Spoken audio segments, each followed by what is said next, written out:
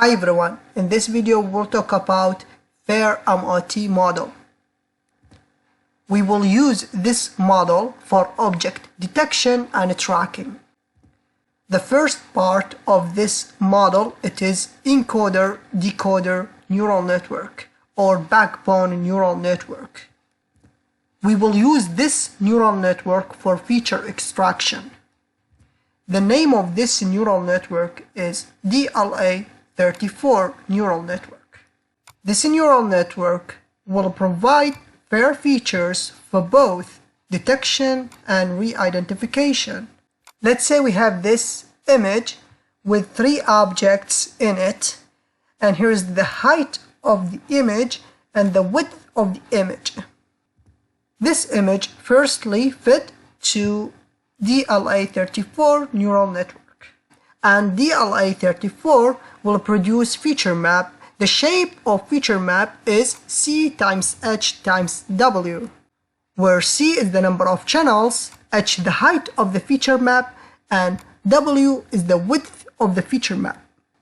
When we use DLA34 neural network as feature extractor, the height of the feature map equal to the height of the original image divided by 4, and the width of the feature map will be equal to the width of the original image divided by 4.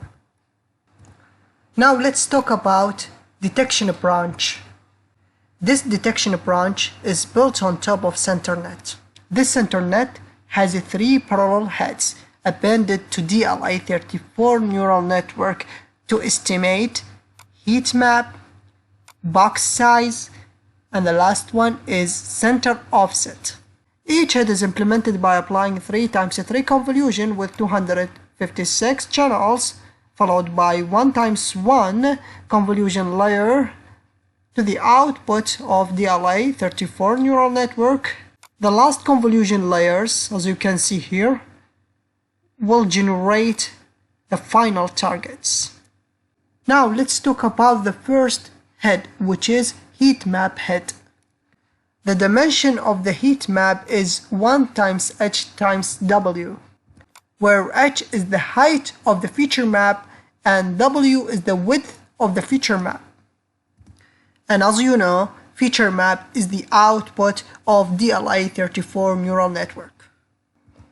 So now we have heat map tensor, and the dimension of this tensor is 1 times H times W. Now the response at a location in the heat map is expected to be 1 if it collapses with the ground truth object center, and the response decays exponentially as the distance between the heat map location and the object center.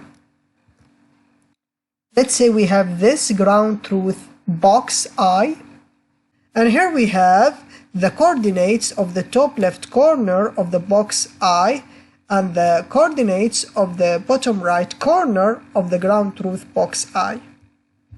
Now we will obtain the center of this box, or the center of the box I. First we will obtain center X, which is X1 of box I plus X2 of box I divided by 2. After that we will obtain the center Y, which is Y1 of box I plus Y2 of box I divided by 2. Now we obtained the coordinates of the center of the box I on the original image. Now we will obtain the center of the box I on the heat map. As you know, the height of the feature map, which is the same as the height of the heat map, it is equal to the height of the original image divided by 4. And the width of the feature map, which is the same as the width of the heat map, it is equal to the width of the original image divided by 4. So now the coordinates of the center of the box I on the feature map is equal to flower center X of the box I on the original image divided by 4, comma, flower center Y of the box I on the original image divided by 4. And we take floor here because we want the coordinates to be integer numbers. Because as you know, I can't consider the floating point as index in the tensor. So I want integer numbers. Now to obtain the response of Heatmap on location xy, we will use this formula.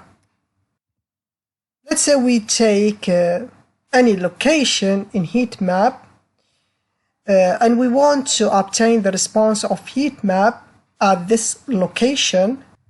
So we will take the summation from I equal to 1 to n, where n is the number of objects in the image.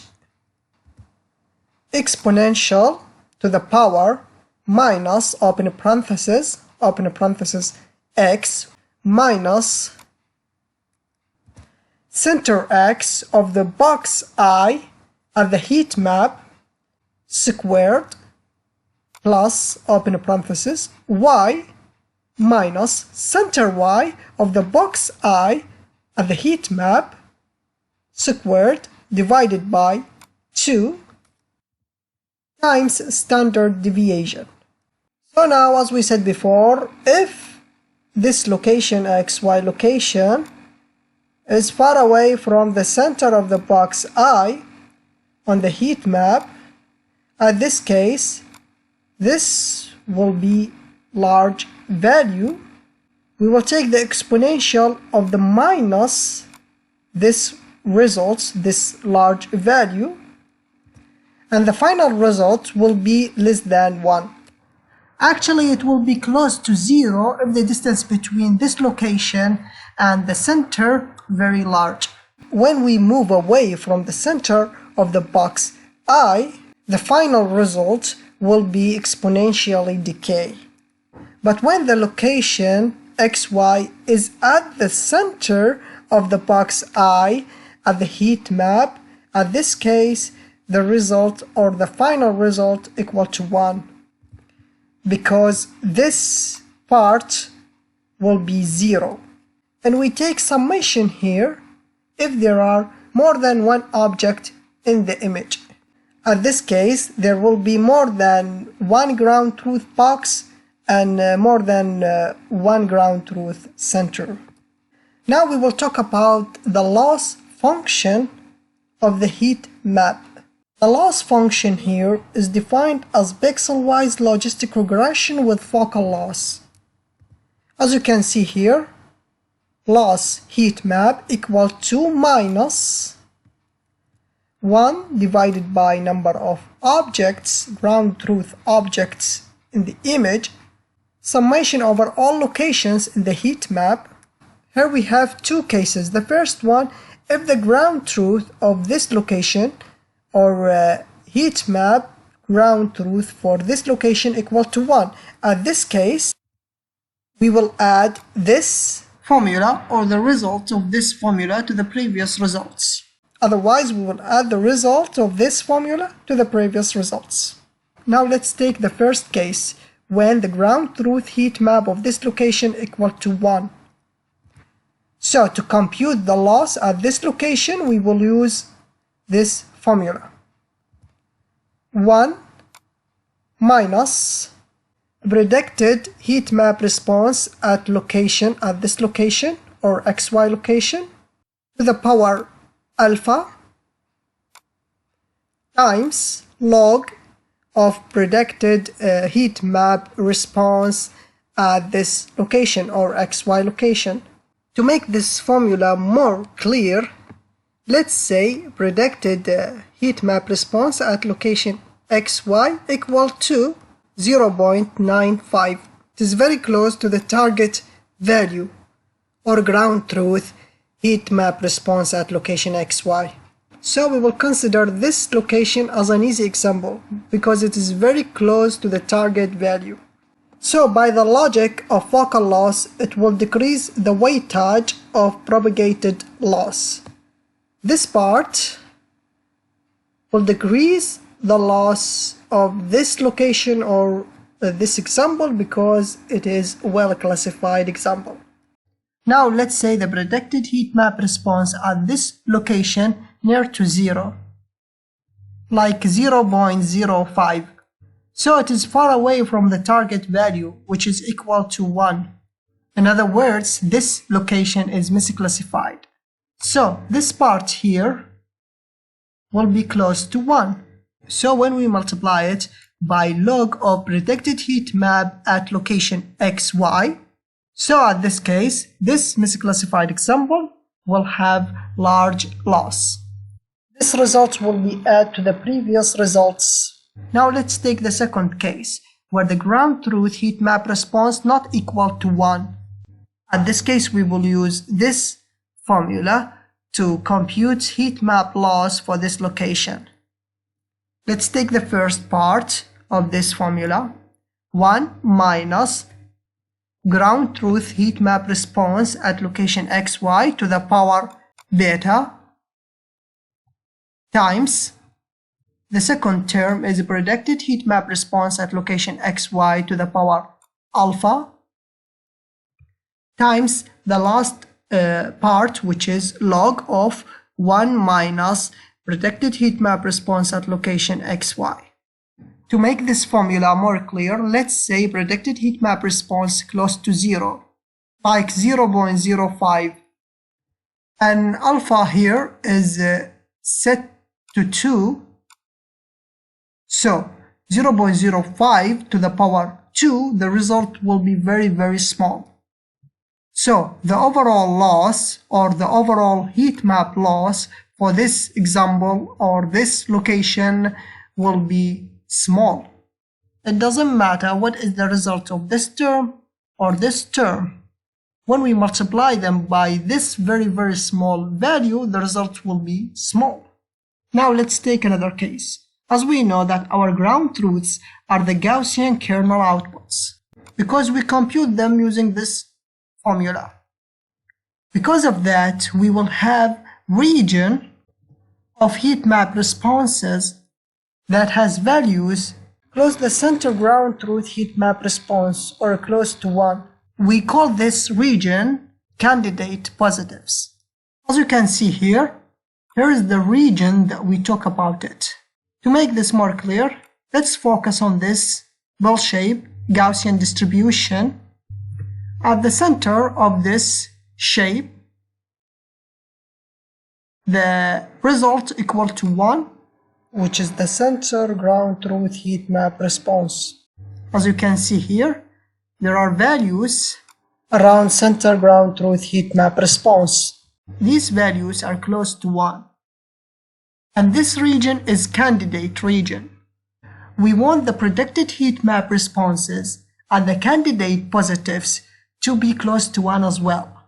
To do that, we put this term here. Let's say that predicted heat map response at location xy equal to 0.9, and let's say the ground truth heat map response is close to 1 as well. So this predicted heat map response is in the candidate positives. So we want to keep or decreasing the predicted heat map response at this location by a little amount. We will do that by making the loss at this location very small. Let's see how can we do that. Firstly, let's take this term. We will set beta here equal to 4. As we said before, the ground truth heat map response at this location close to 1. So the result of this term will be very small. And the final loss for this location will be very small as well, regardless of the other terms. Now let's say that the predicted heat map response is equal to 0.9 and the ground truth heat map response at this location close to 0, like 0.05. As you can see here, this example is misclassified. And as you know, focal loss will focus more on the misclassified examples, so it will give large loss for them. At this case, this term here will be close to 1, and this term will be close to 1 as well. And because of predicted heat map response close to 1, so the result here will be close to 0. And when we take log for small value, like in this case, the result will be large negative number. And when we multiply all these terms together, the final loss will be large. Now let's take the second head in CenterNet, which is box size head. The output dimension of the box size head is 2 times h times w, where h is the height of the feature map and w is the width of the feature map. And we set 2 to the first dimension because this head will predict the width and height of each box at each location. In other words, we will predict the size of each box at each location. Now let's say we have ground truth box I, and here we have the top left coordinates of this box, and here we have the bottom right coordinates for this box. Now to find the ground truth width of box I, we will subtract x1 of box I from x2 of box I. Now if we want to find the ground truth height of box I, we will subtract y1 of box I from y2 of box I. Now we have the ground truth width and height of box I.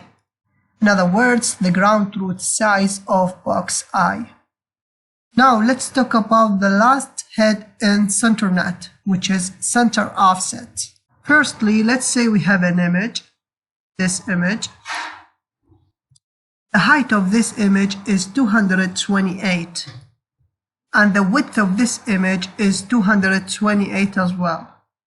When we pass this image through DLA34 neural network, the output feature map dimension is c times h times w, where h is the original height divided by 4 and width is the original width divided by 4. Now let's put the ground truth boxes on the original image. Let's take this box, for example. Let's put the center of the box here. Now let's say that the coordinates of this ground truth center is 129 and 137. So now where this ground truth center will be? At the downsample feature map. As you know, the dimension of the feature map is c times h times w, where h is the height of the original image divided by 4 and the width is the original width divided by 4. So I think it will say that the ground truth center at the feature map is 129 divided by 4 and 137 divided by 4. But there is a problem here. 129 divided by 4 equal to 32.25 and 137 divided by 4 equal to 34.25. I can't work with the floating point numbers because, as you know, I'm working with tensor and the index of tensor should be integer. So I will convert them to integers. First one will be 32 and the second one will be 34, like this. Now the problem is that the new center at the feature map, which is 32, 34, it's not exactly the center that we want, which is 32.25 and 34.25. So now we will take the difference between them to obtain what we call center offset. And this is exactly what center offset head do. It will try to predict the center offset between the exact center and the center that we can use in the tensor. Because by the end of the day, the image is just a tensor, and the coordinates of the predicted or ground truth center should be integer, so we can put it on the image. And we use center offset head to overcome the problem of downsampling, which affect on the ground truth center and predicted center. As you can see here, Here we have center X of box I on the original image divided by 4 and center Y of box I of the original image divided by 4. Now we will take floor for center X of box I for the original image divided by 4, comma, floor of center Y of box I divided by 4. And the result will be ground truth center offset of box I. Now let's talk about the output of the center offset head. The dimension of the output is 2 times h times w. So here we will predict the center offset at each location. Now let's talk about the box size and center offset loss function. As you can see here, loss box, which is the box size and center offset loss, equal to summation from I equal to 1 to n, where n is the number of objects in the image. Here we will compute the difference between the ground truth center offset of box I and the predicted center offset of box I, plus lambda times, here we will compute the difference between the ground truth size of box I and the predicted size of box I. We will do this process for all ground truth boxes in the image and sum all the results together to obtain the final loss. Now let's talk about the re-identification branch. Re-identification branch aims to generate features that can distinguish between objects. To achieve this goal, we apply a convolution layer with 128 kernels on top of backbone features to extract re-identification features. So now the dimension of the output after applying this convolution layer is 128 times h times w. So as you can see here, re-identification feature vector of location xy is just a feature vector with 128 elements. So now the re-identification feature of an object centered at location xy can be extracted from this feature map. Now let's talk about the re-identification loss function. We learn re-identification features through a classification task. All object instances of the same identity in the training set are treated as the same class. Let's say we have ground truth box I, and here we have top left coordinates, and here we have bottom right coordinates. Firstly, we will obtain the object center at the heat map, which is the same on the feature map. We mentioned how to do that previously, so the results will be ground truth center X of box I on the heat map, comma, ground truth center Y of box I on the heat map.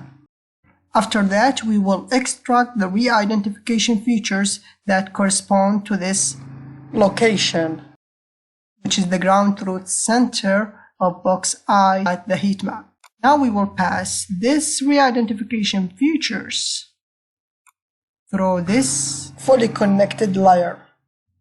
After that, we will apply softmax activation function on the output of a fully connected layer. Finally, we will obtain class distribution vector. Now let's talk about the identity loss. So the identity loss equal to minus summation from I equal to 1 to n, where n is the number of ground truth objects in the image. Summation from k equal to 1 to k, where k is the number of classes in the training data. Here we have ground truth label of class k for box I times log the predicted probability of class k for box I. We will do this process for all boxes in the image and sum all of them to obtain the final identity loss. In the training process, we will take just the identity embedding vectors which located at the same place where our ground truth heat map centers are located in. Now let's talk about training Fair MOT. We jointly train the detection and re-identification branches by adding the losses.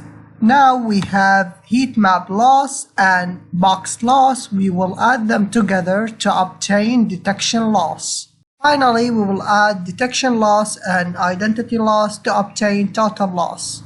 Here we will use uncertainty loss to automatically balance the detection and re-identification tasks.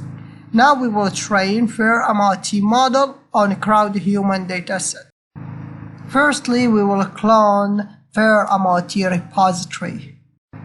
I will put the link of Fair MOT repository in the description below. So as you can see here, we have this folder, Fair MOT folder. Fair MOT model built using PyTorch framework. So we will install PyTorch version 1.7.0 and we will install Torch Vision version 0.8.0. Now we will go inside Fair MOT folder and install the requirements. Let's see what is inside Fair MOT. As you can see here, we have this requirements.txt file. We will install all packages that mentioned in this file. Now we will download Bsckbone neural network that we will use it to extract feature map. After that, we will go inside DCN v2 folder and open make.sh file. Now we will go back to Fair MOT folder and install gdown package. We want to use this package to download crowdhuman dataset from Google Drive. Now let's go outside from Fair MOT folder. Firstly, we will download training data. I will put the link of crowdhuman training data in the description below. And we will do the same thing and download crowdhuman validation data. And we will download annotation train by using this link. And lastly, we will download annotation validation and we will use this link to download. Now we make dataset folder in Fair MOT folder and we will make images folder in dataset folder and we will make train folder in images folder and validation folder in images folder. And we will make labels with IDs folder in dataset folder and train folder in labels with IDs folders, and lastly validation folder in labels with IDs folder. Now let's go to next. So firstly we will unzip training data and put them in train folder and unzip validation data and put them in validation folder. After that, we will copy crowdhuman training images to this directory and we will copy crowdhuman validation images to this directory. We will do the same thing and we will copy annotation train.odgt file to this path and copy annotation validation.odgt file to this path. Now we will import OS package and pandas.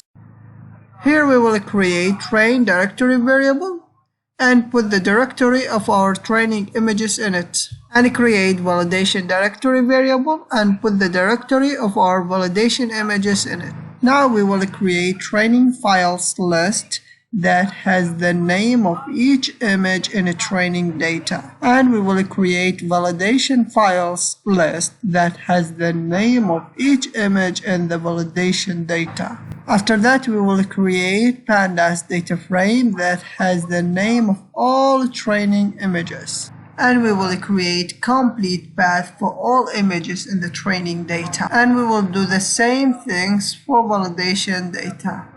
Now let's go inside Fair MOT folder. Now we will generate files containing image paths and save to src/data. Firstly, we will create train file and we will put the path of crowdhuman.train file, and we will create test file and we will put the path of crowdhuman.val file to it.